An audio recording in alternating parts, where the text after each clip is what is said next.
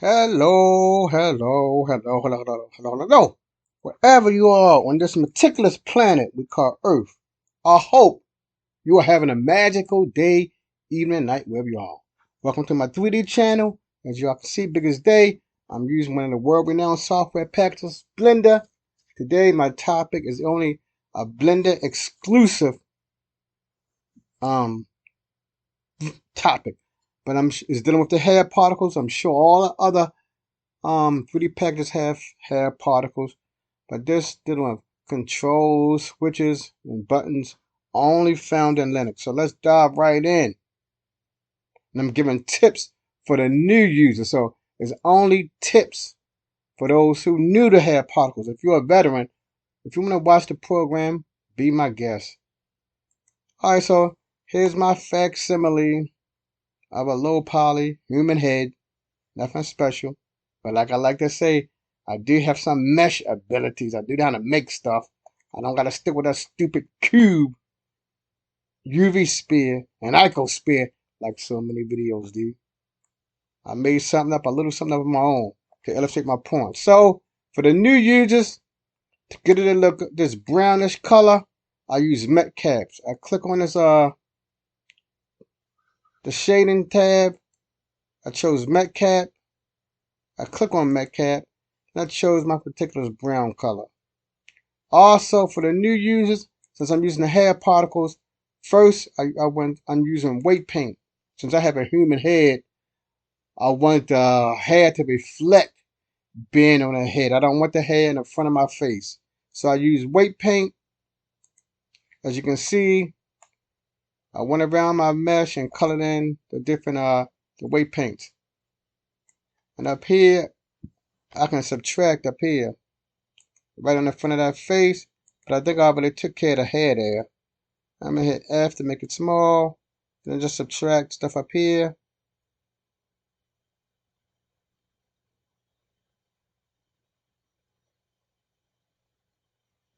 Get rid of stuff that I don't need. Okay, that should do it. And the most important thing, before I went to weight paint, I went to edit mode, and as you can see, a little mesh has a number of low poly subdivisions. It's still low poly. I gave it some subdivisions so I can use that in my weight paint mode. Okay, now we can dive into the main topic. So I'm just going to give you tips to help you out with particles. So let's go over here to the particle system. I already clicked on particles, so I'm going to click on new. I'm going to choose hair. And as you can see, oh, oh, the hair going to come out everywhere because they don't have nowhere to go. So I made a vertex group. So I go all the way down here to say vertex groups. Usually, most people always choose density, but I'm going to choose something else. You see that in density, all the strands look alike. But I like to choose the one called length. I never saw nobody use length before. I'm going to choose length, as you can see. And watch, you can see that the hair particles of different length. Right there, you can see that, right? Different lengths already. So that's factored into realism. Every piece of hair is not the same length. So length, for the new user, is best to use length. That sets you right off right away of making your hair more realistic and believable. Alright, so I want to go back into emissions. The main thing I'm going to go to where it says segments at. But right now my segments is 5. Let's go into the particle edit for weight paint. Now here's the important thing that I never even realized when I use weight paint. Up here where my mouse is at, you see it got these little tabs. Selection mode. I want to choose the one with the 3 little dots there. And that's showing you my segments right there. That's my segments. Now, sad to say, in this particle edit mode, there's no annotate, so I can't annotate in here. At least I don't think I can. I don't see no annotate button. So let's count the nodes. Let me make this smaller. So this can be my annotate.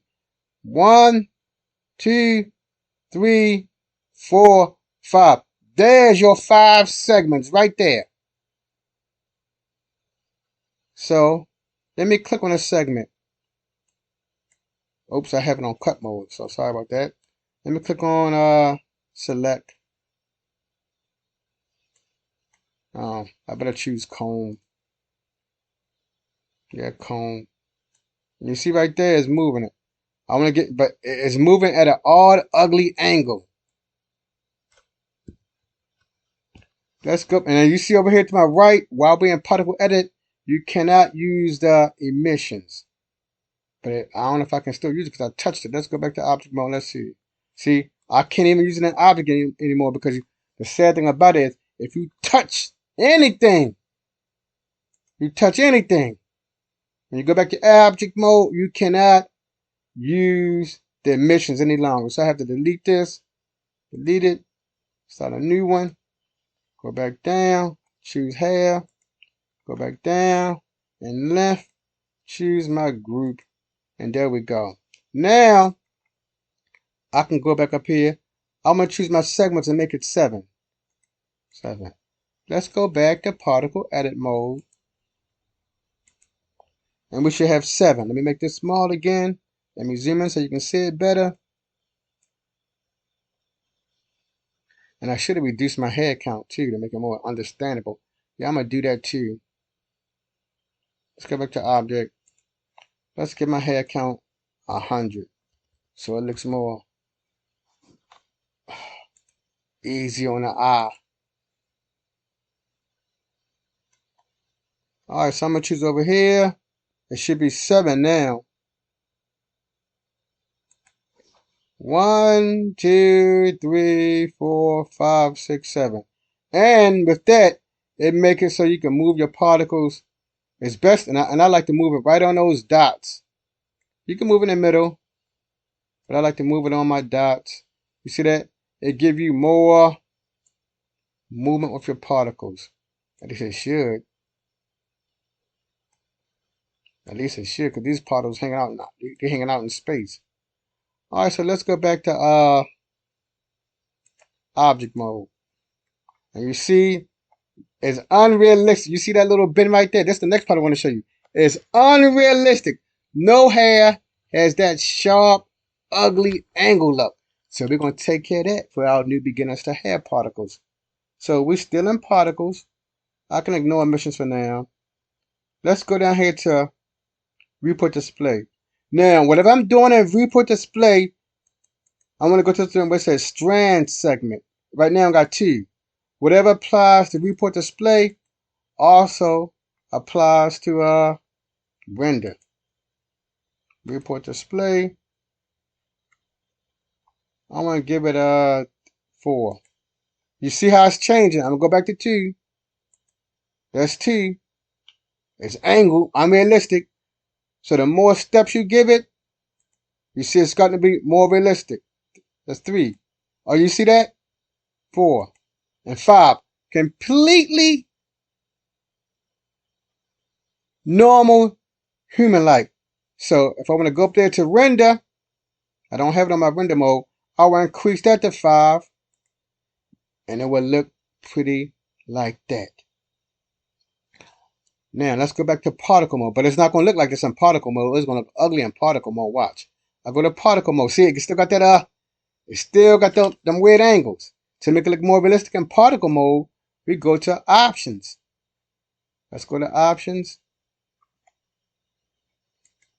See, it's on 2. I'm going to go to 5. See, there's 3, 4. You see how it's looking? And 5. And that's it.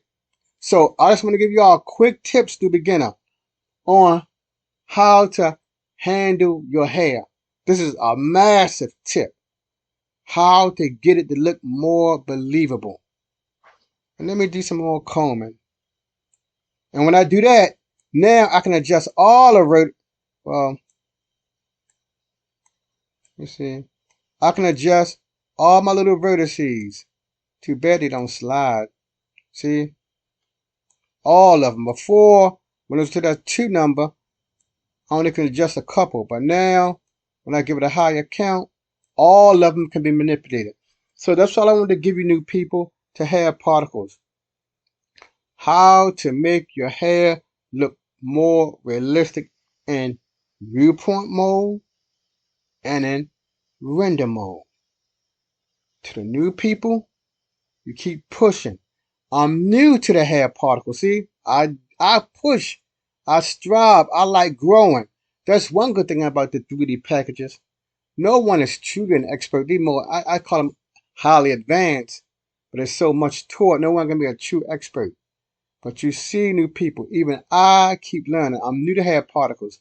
I fell in love with hair particles when I was making a humanoid face. When I had to add the hair, the eyebrows, the eyelashes. That's when I fell in love with particles. I don't think we don't see people using hair particles a lot. But regardless, now new use of the hair particles and blender, you know how to make your hair more realistic. Keep pushing, keep striving, and keep growing. Till the next time in the family, peace.